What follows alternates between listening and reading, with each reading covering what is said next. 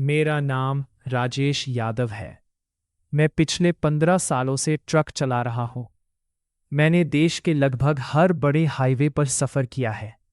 पहाड़, जंगल, रेगिस्तान, बर्फीले रास्ते सब देखे हैं। लेकिन जो घटना मेरे साथ साल 2022 की एक बरसाती रात में हुई, उसे मैं आज तक नहीं भूल पाया हूँ। उस रात मैं कानपुर से जम्मू की ओर माल लेकर जा रहा था। मौसम खराब था। आसमान में काले बादल छाए हुए थे और लगातार बारिश हो रही थी। रात के करीब 11 बजे थे। सड़क लगभग सुनसान थी। मैं अपने ट्रक की हेडलाइट के सहारे धीरे धीरे आगे बढ़ रहा था। तभी अचानक सड़क किनारे मुझे एक औरत दिखाई दी। उसमें सफ़ेद साड़ी पहन रखी थी और उसके लंबे बाल उसके चेहरे पर बिखरे हुए थे। मैंने सोचा शायद कोई मुसाफिर होगी जो बारिश में फंस गई होगी। मैंने ट्रक धीमा किया और पूछा, बहन जी, कहाँ जाना है? वो धीरे से बोली, आगे वाले मोड़ तक छोड़ दीजिए। उसकी आवाज़ बहुत अजीब थी, जैसे बहुत दूर से आ रही हो। कुछ देर तक वह चुप रही। फिर अचानक उसने पूछा, ड्राइवर साहब, आपको डर लगता है क्या? मैं हंस पड़ा। 15 साल से ट्रक चला रहा हूं, अब किस बात का डर? वह धीरे धीरे मुस्कुराई, लेकिन उसकी मुस्कान देखकर मेरे शरीर में सिहरन दौड़ गई। उसकी आंखें बिल्कुल सफ़ेद थीं। मैंने दोबारा देखा तो सब सामान्य था। मैंने सोचा शायद थकान की वजह से मुझे भ्रम हुआ होगा। बारिश और तेज हो गई। करीब 20 मिनट बाद वह बोली, यहीं रोक दीजिए। मैंने चारों तरफ देखा। वहां कुछ भी नहीं था।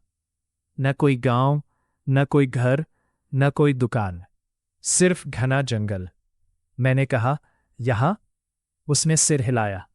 मैंने ट्रक रोक दिया। वह नीचे उतरी और बिना पीछे देखे जंगल की तरफ चलने लगी। अचानक मुझे याद आया कि उसने किराया नहीं दिया। मैं नीचे उतरकर उसे आवाज़ देने लगा, लेकिन वहां कोई नहीं था। कुछ ही सेकंड में वह गायब हो चुकी थी। इतनी घनी झाड़ियों में कोई इंसान इतनी जल्दी कैसे गायब हो सकता था?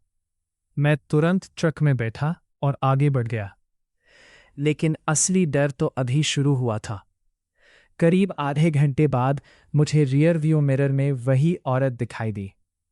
वो मेरे ट्रक के पीछे सड़क पर खड़ी थी, बारिश के बीच, बिल्कुल स्थिर। मैंने घबराकर पीछे देखा। पीछे कोई नहीं था, लेकिन मिरर में वो अभी भी दिखाई दे रही थी। उस रात जो कुछ हुआ, उसने मेरी जिंदगी हमेशा के लिए बदल दी।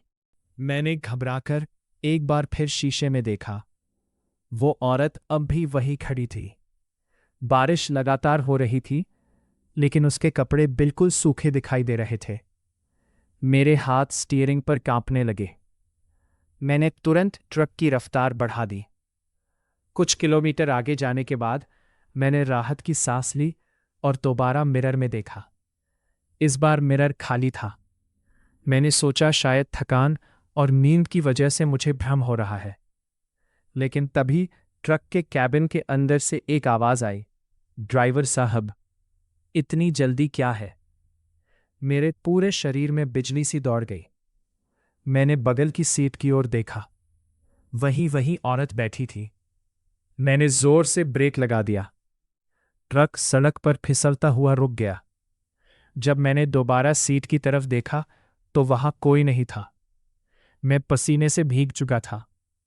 रात के करीब 1:30 बज चुके थे। मैंने सोचा किसी ढाबे पर रुककर चाय पी लेता हूं। करीब 10 मिनट बाद मुझे दूर एक पुराना ढाबा दिखाई दिया। ढाबे का नाम था अंतिम पड़ाव ढाबा। नाम पढ़कर ही अजीब सा एहसास हुआ।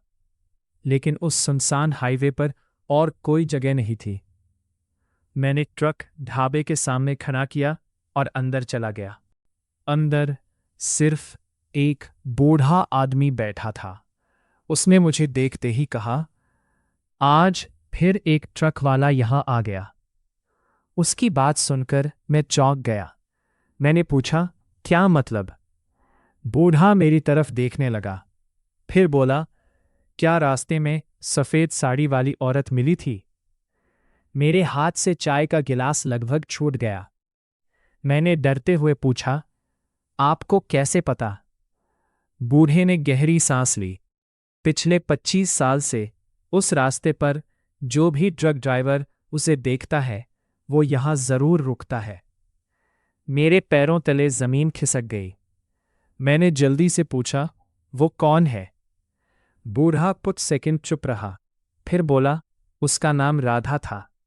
लगभग 25 साल पहले उसकी शादी होने वाली थी।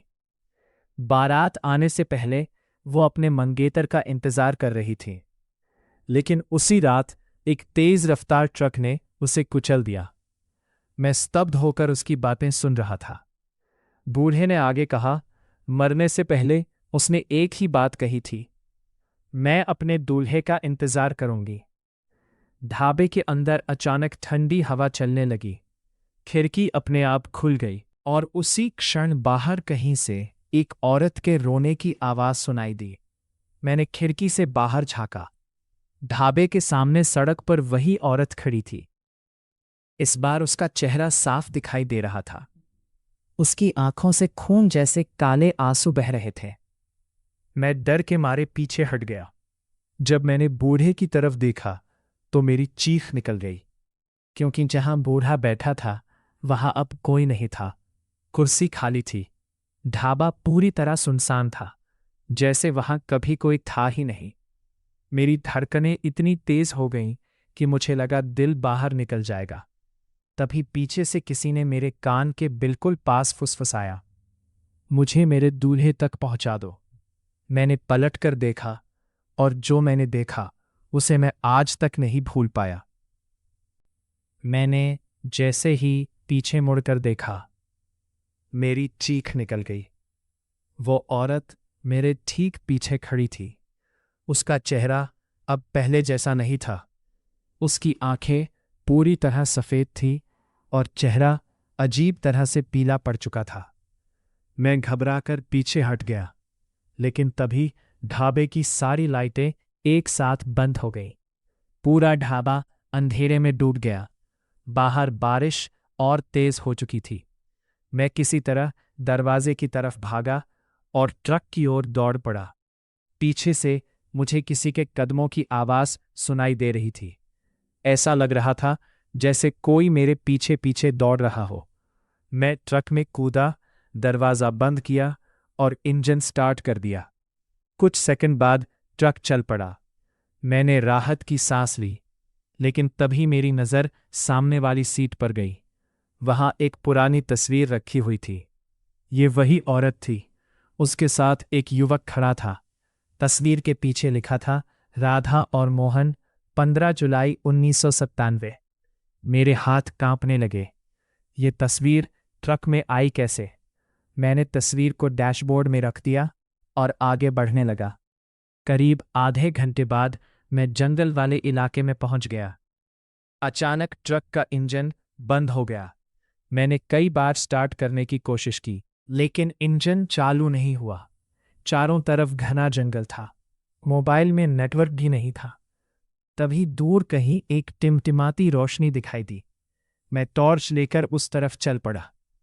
कुछ देर बाद मैं एक पुराने मंदिर के पास पहुंचा। मंदिर बहुत पुराना था। दीवारों पर काई जमी हुई थी। अंदर एक बुजुर्ग पुजारी बैठे थे। उन्होंने मुझे देखते ही कहा, तुम उसे देख चुके हो। मैं वहीं रुक गया। मैंने पूछा, आप किसकी बात कर रहे हैं? पुजारी बोले, राधा की। मेरे शरीर में फिर से सिहरन दौड़ गई। पुजारी ने मुझे बैठने का इशारा किया। फिर उन्होंने जो कहानी सुनाई, उसे सुनकर मेरे रोंगटे खड़े हो गए। उन्होंने बताया कि राधा की मौत के बाद उसका मंगेतर मोहन भी कुछ दिनों बाद गायब हो गया था।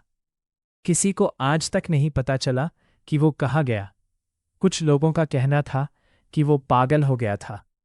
कुछ कहते थे कि उसने जंगल में आत्महत्या कर ली, लेकिन उसकी लाश कभी नहीं मिली। पुजारी ने मेरी आंखों में देखते हुए कहा, राधा आज भी मोहन को खोज रही है। मैंने डरते हुए पूछा, लेकिन मेरे पीछे क्यों पड़ी है?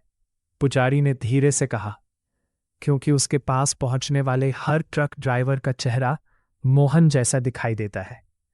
ये सुनकर मेरा गला सूख गया। अचानक मंदिर के बाहर घंटी अपने आप बजने लगी। टन टन टन। पुजारी का चेहरा अचानक बदल गया। वो घबराकर उठ खड़े हुए। उन्होंने कहा, वो यहां आ गई है।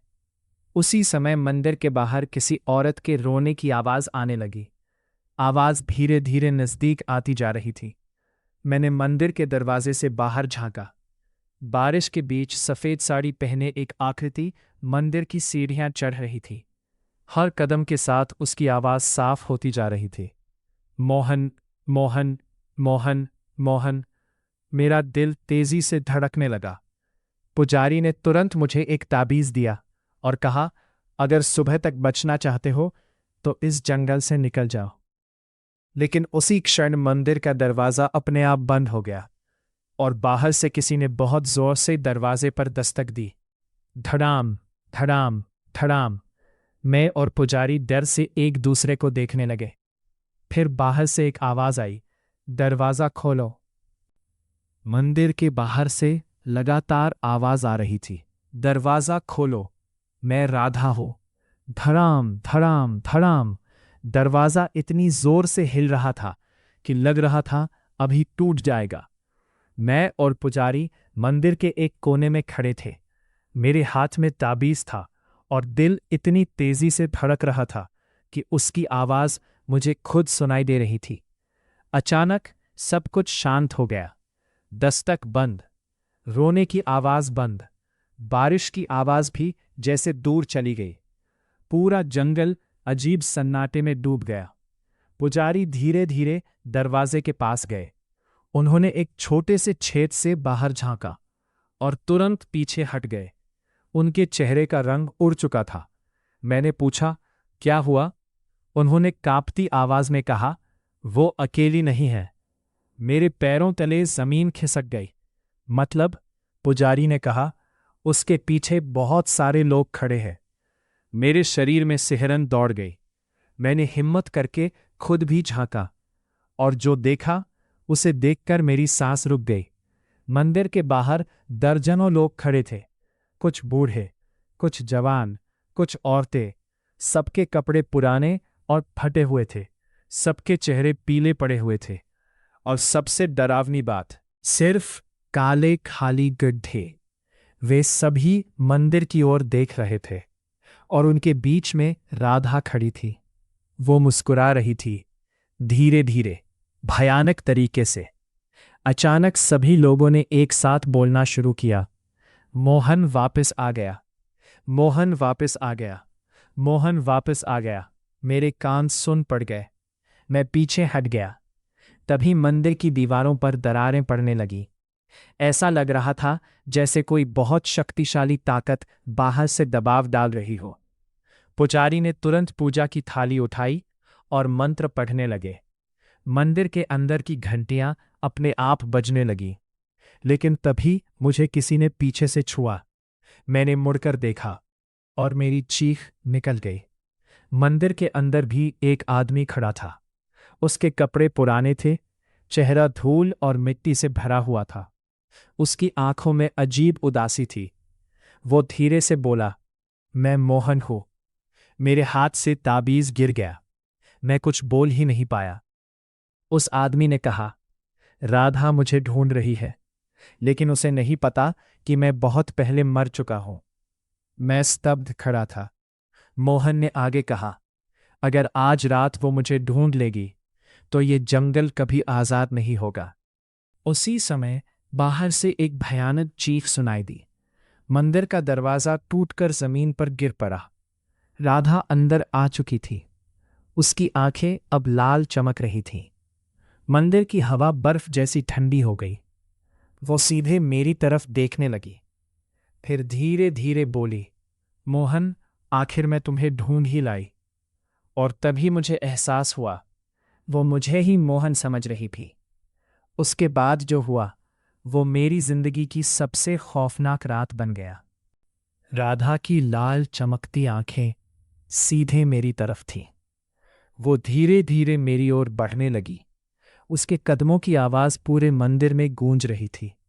मैं पीछे हटता गया, लेकिन कुछ ही सेकंड में मेरी पीठ दीवार से टकरा गई। अब भागने का कोई रास्ता नहीं था। राधा मेरे सामने आकर रुक गई। उसने अपना हाथ मेरी तरफ बढ़ाया और धीमी आवाज में कहा, मोहन, चलो, बहुत इंतजार कर लिया मैंने। मेरे शरीर का खून जैसे जम गया। मैं कुछ बोल नहीं पा रहा था। तभी पीछे खड़ा असली मोहन चिल्लाया, नहीं राधा, ये मैं नहीं हूं। राधा अचानक रुक गई। उसका चेहरा धीरे धीरे मोहन की ओर घूम गया। कुछ पल के लिए पूरे मंदिर में सन्नाटा छा गया। फिर राधा की आंखों से आंसू बहने लगे। वो मोहन को देख रही थी, जैसे बरसों बाद किसी अपने को देखा हो। लेकिन अगले ही पल उसका चेहरा गुस्से से भर गया। उसने एक ऐसी चीख मारी कि मंदिर की खिड़कियों के शीशे टूट गए। बाहर खड़े बाकी साये भी जोर जोर से चिल्लाने लगे। पूरे जंगल में डरावनी आवाजें गूंजने लगीं। पुजारी मंत्र पढ़ते रहे। मोहन धीरे धीरे राधा की तरफ बढ़ा। उसने कहा, राधा, अब सब खत्म हो चुका है। हम दोनों इस दुनिया में नहीं हैं। अब हमें जाना होगा। कुछ क्षण के लिए राधा शांत हो गई, लेकिन तभी मंदिर के बाहर से एक काली परछाई अंदर आई। वो बाकी आत्माओं से भी ज्यादा डरावनी थी। उसका चेहरा दिखाई नहीं दे रहा था। सिर्फ दो लाल चमकती आंखें अंधेरे में नजर आ रही थी। पुजारी उसे देखते ही घबरा गए। उन्होंने कहा, ये वही है। मैंने पूछा, कौन? पुजारी कांपते हुए बोले, जिस ट्रक ने राधा को कुचला था, उसका चालक। मेरी सांस अटक गई। पुजारी ने बताया कि दुर्घटना के बाद वो ड्राइवर भी कुछ महीनों में रहस्यमय तरीके से मर गया था, लेकिन उसकी आत्मा कभी शांति नहीं पा सकी। वो इसी जंगल में भटकती रही और अब वो राधा और मोहन को हमेशा के लिए अपने साथ बांध कर रखना चाहता था। काली परछाई धीरे धीरे आगे बढ़ी। अचानक मंदिर की सारी दीपक बुझ गई। पूरा मंदिर अंधेरे में डूब गया। मुझे सिर्फ चीखें सुनाई दे रही थी, मंत्रों की आवाज सुनाई दे रही थी, और बाहर तूफान पहले से भी ज्यादा भयानक हो चुका था। मैं डर के मारे जमीन पर बैठ गया। तभी मेरे हाथ में पड़ा ताबीज तेज गर्म होने लगा। उसमें से हल्की सुनहरी रोशनी निकलने लगी। पुजारी चिल्लाए, राजेश, ताबीज को ऊपर उठाओ। मैंने कांपते हुए ताबीज ऊपर कर दिया। अचानक पूरे मंदिर में तेज प्रकाश फैल गया। उस रोशनी में पहली बार मैंने उस काली परछाई का असली चेहरा देखा, और उसे देखकर मेरी चीख निकल गई, क्योंकि वो चेहरा किसी और का नहीं बल्कि मेरा अपना था। मैं स्तब्ध रह गया। मेरे जैसे चेहरे वाला वो साया मुझे घूर रहा था और मुस्कुराते हुए बोला, राजेश, मैं बहुत सालों से तुम्हारा इंतजार कर रहा था। उसकी बात सुनकर मेरे पैरों तले जमीन खिसक गई। वो कौन था? उसका चेहरा मेरे जैसा क्यों था? और उसे मेरा नाम कैसे पता था? उस रात का सबसे बड़ा रहस्य अब सामने आने वाला था। मैं उस साये को घूरता रह गया। उसका चेहरा बिल्कुल मेरे जैसा था। वही आंखें, वही नाक, वही आवाज, जैसे मैं खुद अपने सामने खड़ा था। मेरा गला सूख गया।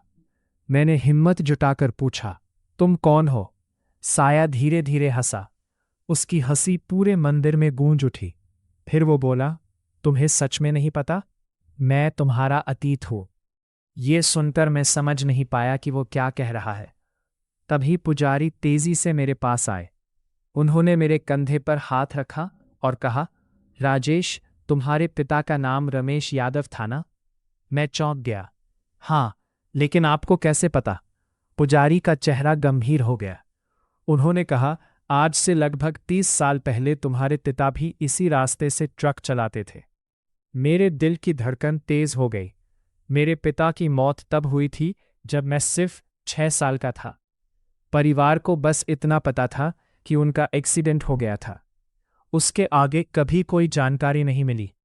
तभी वो साया फिर बोला, तुम्हारे पिता का एक्सीडेंट नहीं हुआ था, उन्हें यहां बुलाया गया था। मेरे शरीर में सिहरन दौड़ गई। किसने? मैंने पूछा। अचानक मंदिर की दीवारों पर अजीब निशान चमकने लगे। पुजारी ने बताया कि यह जंगल सदियों पुराना है। कहा जाता है कि यह कभी एक पूरा गांव था, लेकिन एक भयानक घटना के बाद गांव उजड़ गया। लोग गायब होने लगे। जो बच गए वे यह जगह छोड़कर भाग गए, लेकिन उनकी बेचैन आत्माएं यही रह गईं। समय बीतता गया, जंगल फैलता गया और फिर उस रास्ते पर हाईवे बन गया। लेकिन श्राप खत्म नहीं हुआ। अब वो राहगीरों और ट्रक ड्राइवरों को अपनी ओर खींचने लगा। तभी राधा और मोहन की आत्माएं भी इस श्राप में फंस गईं।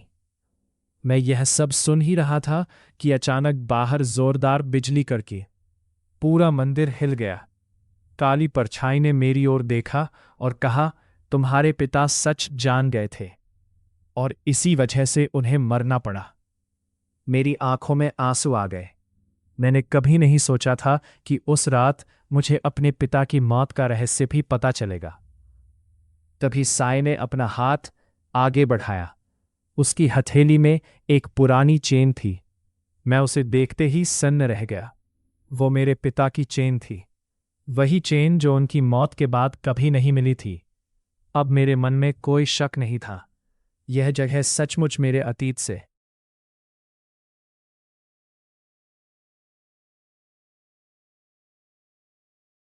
लेकिन तभी बाहर से एक और डरावनी आवाज आई, जैसे सैकड़ों लोग एक साथ चिल्ला रहे हों। पुजारी घबराकर बोले, वे जाग गए हैं। मैंने पूछा, कौन? पुजारी ने कांपती उंगली से मंदिर के बाहर इशारा किया। मैंने देखा, जंगल के अंधेरे में सैकड़ों लाल आंखें चमक रही थीं। वे धीरे धीरे मंदिर की ओर बढ़ रही थी और उनमें से हर एक की नज़र मुझ पर थी। ऐसा लग रहा था जैसे पूरा जंगल मुझे अपने भीतर खींच लेना चाहता हो। तभी मोहन मेरी तरफ आया और बोला, अगर तुम यहां से सुबह होने से पहले नहीं निकले तो तुम भी हम जैसे बन जाओगे। मेरे पैरों तले जमीन खिसक गई। सुबह होने में अभी कई घंटे बाकी थे। बाहर सैकड़ों साए थे, अंदर वो रहस्यमयी परछाई और मेरे पिता की मौत का अधूरा सच।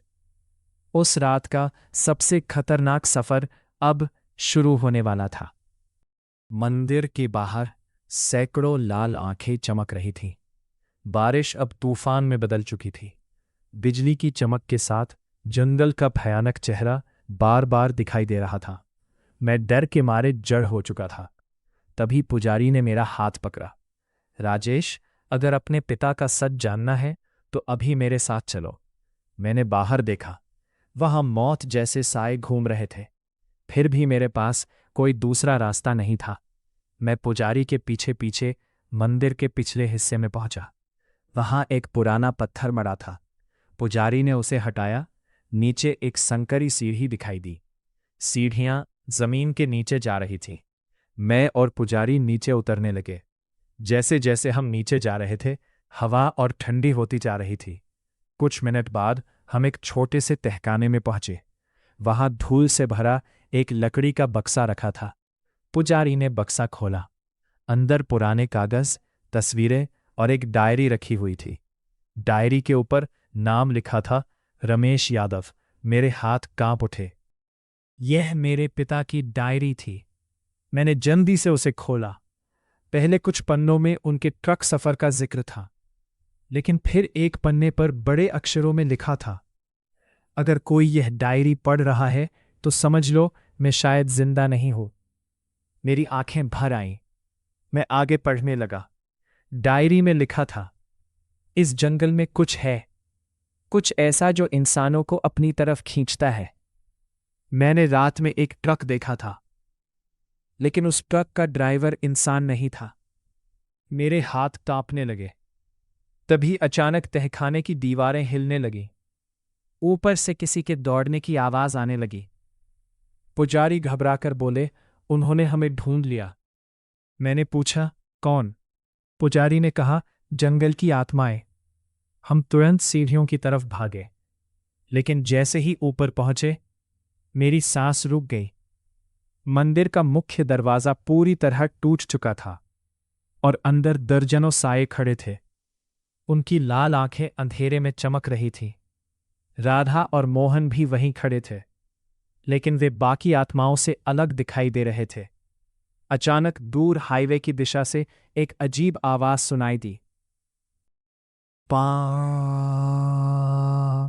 यह किसी ट्रक का हॉर्न था, लेकिन उसमें कुछ अजीब था। आवाज इतनी भारी और डरावनी थी कि पूरे जंगल में गूंज उठी। सभी आत्माएं अचानक शांत हो गई, यहां तक कि राधा भी। पुजारी का चेहरा डर से सफेद पड़ गया। उन्होंने कांपती आवाज में कहा, वो आ गया। मैंने पूछा, कौन? पुजारी ने जवाब दिया, भूतिया ट्रक। अगले ही पल हाईवे की तरफ से तेज रोशनी दिखाई दी। ऐसा लग रहा था जैसे कोई पुराना ट्रक हमारी तरफ आ रहा हो, लेकिन उसकी हेडलाइट्स लाल थीं, साधारण सफेद नहीं। ट्रक धीरे धीरे मंदिर के सामने आकर रुका। मैंने उसकी नंबर प्लेट देखी और मेरे पैरों तले जमीन खिसक गई। उस पर वही नंबर लिखा था जो मेरे पिता के ट्रक का था, UP 78 4500। मैं स्तब्ध रह गया। यह असंभव था। मेरे पिता का ट्रक तो 30 साल पहले दुर्घटना में नष्ट हो चुका था। तभी ट्रक का दरवाजा अपने आप खुला। अंदर से एक काली आकृति नीचे उतरी। उसने धीरे धीरे अपना चेहरा ऊपर उठाया और मैं डर से चीख पड़ा, क्योंकि वो चेहरा किसी और का नहीं, मेरे मृत पिता रमेश यादव का था। बिजली आसमान में चमकी और मेरे पिता जैसी दिखने वाली वह आकृति सीधे मेरी ओर बढ़ने लगी। बिजली की तेज चमक के बीच वो पुराना ट्रक मंदिर के सामने खड़ा था। उसके इंजन की आवाज पूरे जंगल में गूंज रही थी।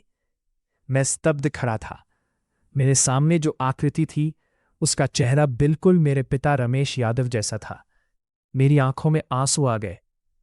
मैं धीरे से बोला, पिताजी।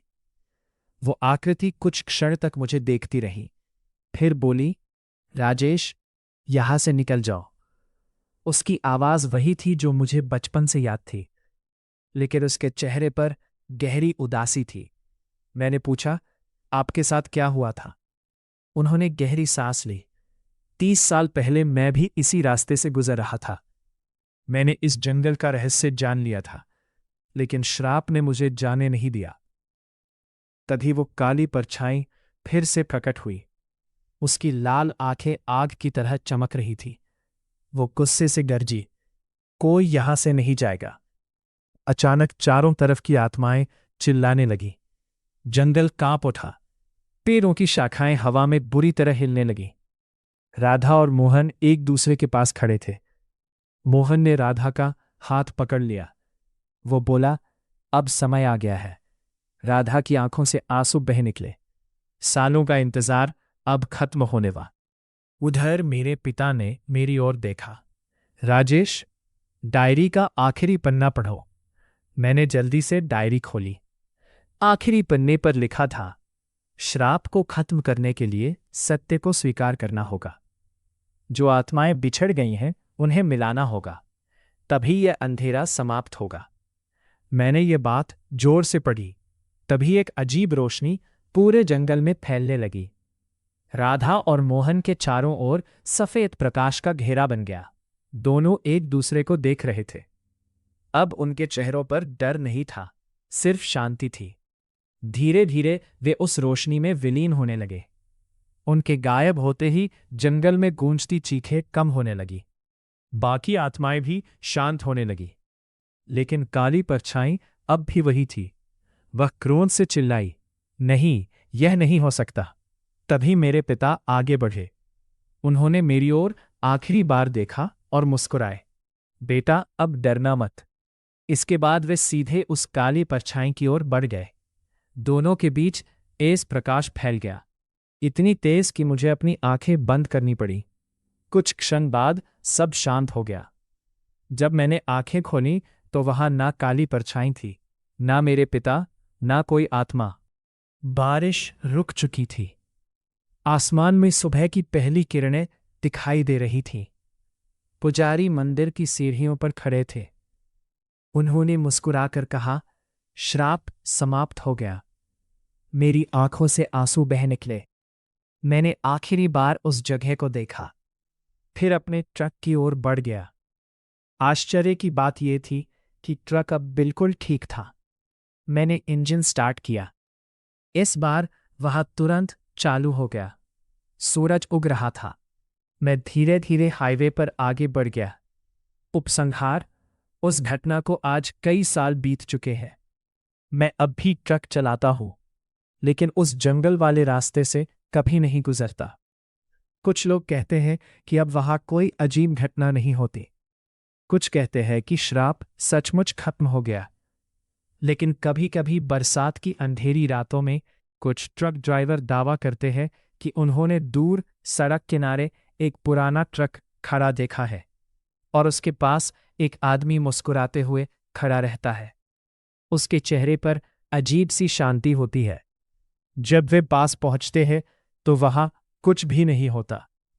मुझे नहीं पता वह कौन है, लेकिन मेरे दिल में हमेशा यही विश्वास रहेगा कि शायद वह मेरे पिता है, जो अब भी किसी अनजान मुसाफिर की रक्षा कर रहे हैं। समाप्त। कहानी कैसी लगी कमेंट में ज़रूर बताइए। ऐसी और डरावनी कहानियों के लिए चैनल को सब्सक्राइब करना न भूलें।